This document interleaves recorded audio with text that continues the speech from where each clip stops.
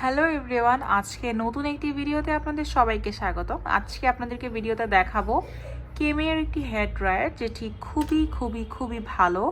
যারা কম দামের মধ্যে ভালো একটি সুন্দর কিউট হেয়ার ড্রায়ার খুঁজছেন তাদের জন্য আজকের এই হেয়ার ড্রায়ারটি। এটি 1800 ওয়াটের একটি হেয়ার ড্রায়ার, যেটি 220 থেকে 240 ভোল্টে কাজ করবে।